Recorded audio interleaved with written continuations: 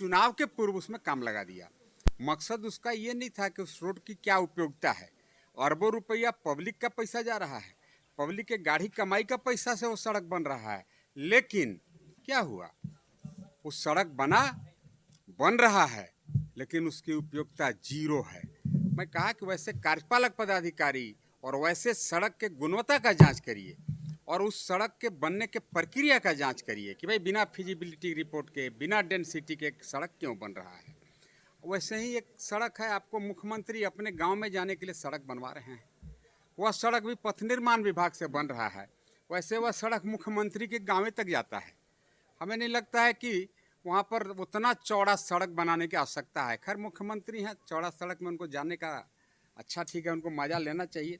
लेकिन सवाल है कि बरलंगा से लेकर के कसमार तक का यह सड़क, पथ निर्माण विभाग का यह सड़क, इसमें काफ़ी लूट मचा।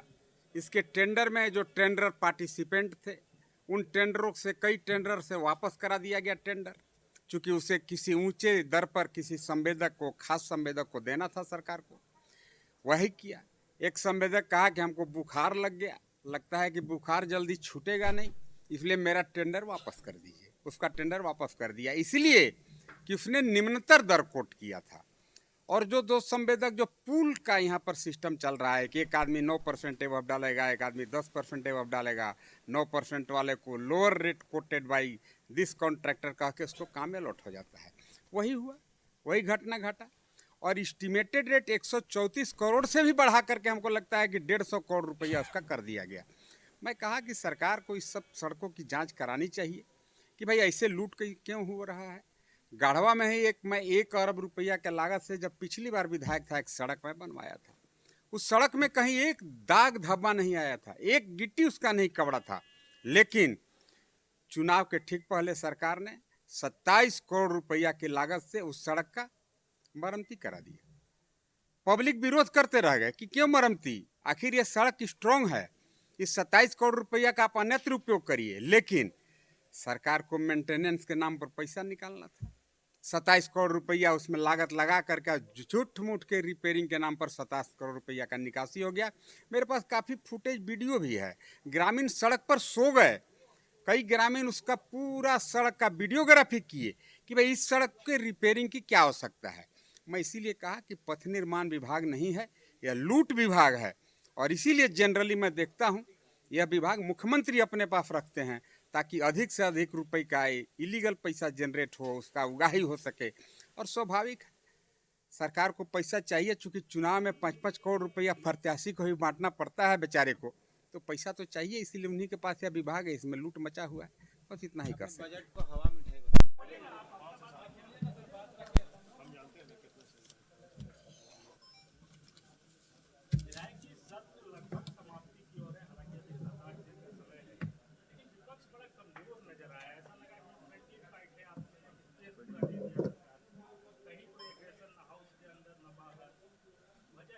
देखिए, काफ़ी अग्रेसन है। अब विपक्ष के खाली विधायक और विधायक के आंकड़ा को मत देखिए, गांव-गांव में इस सरकार के प्रति आक्रोश है। सरकार सभी मुद्दे पर, सभी विषयों पर फेल है। सरकार की महत्वाकांक्षी योजना मैया सम्मान योजना का क्या हफ्र हुआ आज सबको पता है। राज्य सरकार ने नीति बना दिया कि 18 से 50 के आयु वर्ग के सभी महिलाओं को हम मैया सम्मान योजना का लाभ देंगे। लेकिन 2 वर्ष हो गया मोटा मोटी स्टार्ट किए हुए, 1.5 वर्ष से ज़्यादा हो गए। एक भी 1.5 वर्ष में नई महिला जिनका उम्र 18 साल जो प्राप्त कर चुकी हैं उनका नाम नहीं जुड़ा। कहते हैं कि पोर्टल बंद है। अजीब कि पोर्टल बदमाश है, सरकार बदमाश नहीं है। और 50 साल जिनका हो गया, 1 मिनट भी बेसी हो गया, तो इस टाइप का सिस्टम डेवलप किए हैं कि भाई 50 साल से जिसका ज़्यादा होगा उसका नाम काट देंगे। ठीक है, कटना भी चाहिए, लेकिन नए महिला, नई बहन का भी नाम जुटना चाहिए था। लेकिन सरकार की ये विफलता है, सरकार का ये जो वादा था ये झूठा साबित हुआ। आज देखिए, मुख्य विषय हमारा भी था, हमको भी अपना वक्तव्य देना था कटौती प्रस्ताव के पक्ष में। मैंने पथ निर्माण विभाग का एक उदाहरण दिया। 2-3 सड़कों का उदाहरण दिया, एक पदाधिकारी का मैंने उदाहरण दिया। मैं 2009 में पहली बार विधायक बना और 9 से लेके 19 तक 10 साल विधायक रहा। 19 से 24 हार गया, 24 में फिर जीत के आप लोग के कृपा आशीर्वाद सहयोग से आ गया। जब मैं 9 से लेके 19 के बीच में विधायक था, उन दिनों जो वहाँ कार्यपालक पदाधिकारी था पथ निर्माण विभाग का, वह आज भी कार्यपालक पदाधिकारी है। उसकी क्या विशेषता है कि राज्य सरकार उसका स्थानांतरण नहीं करती है या स्थानांतरण करके खाना पूर्ति करके उसको फिर से वहीं वापस कर लेती है। अभी मैं उस चीज़ को काफ़ी बखूबी जब अध्ययन किया तो मैं पाया कि वह कार्यपालक पदाधिकारी काफ़ी भ्रष्ट नहीं भ्रष्टतम पदाधिकारी है। उन्होंने वैसी सड़क का निर्माण कराया जिसका फिजिबिलिटी रिपोर्ट नहीं आया, ट्रैफिक डेंसिटी जांच नहीं किया और अननेसेसरी अरबों रुपया का लागत से सड़क का निर्माण कराया। मैं आप सभी मित्रों, भाइयों, पत्रकार बंधुओं को आमंत्रित करता हूं, आप आइए उस सड़क में देखिए। उसमें साइकिल चलता है, लेकिन पथ निर्माण विभाग से चौड़ा सड़क बना दिया। डेंटल मोड़ से नावाडी तक का वह सड़क, जबकि उसके पैरेलल ऑलरेडी बाईपास सड़क बना हुआ है। आनन फानन में पिछली बार चुनाव के ठीक पूर्व क्या किया वह कार्यपालक पदाधिकारी, एक दिन में feasibility report, traffic density calculate बिना रैंडम लिख दिया। आप सब, हम सभी लोग देखिए, आप लोग भी काफ़ी ज्ञान प्रकांड लोग हैं। बजट का क्या होता है? अगर हमें 10,000 रुपया सैलरी मिलता है तो हम 10,000 रुपया के अकॉर्डिंग बजट बनाते हैं कि भाई बच्चा के ट्यूशन फीस, बच्चा के पढ़ाई का फीस, दाल चावल गेहूँ, गेस्ट लोग आएंगे तो उनको चिकन और भात भी खिलाना पड़ेगा। उसी के अकॉर्डिंग हम 10,000 रुपया महीना में अपना बजट बनाते हैं। राज्य सरकार को भी अपने पास उपलब्ध पैसा या एक साल के अंदर जो जनरेट होने वाले अनुमानित पैसे के अगेंस्ट में ही बजट बनानी चाहिए। लेकिन यहाँ सरकार क्या करती है? झूठ मूठ के हर वर्ष बजट के आकार को बढ़ा रही है और उनके पास कोई संसाधन है नहीं, पैसा है नहीं।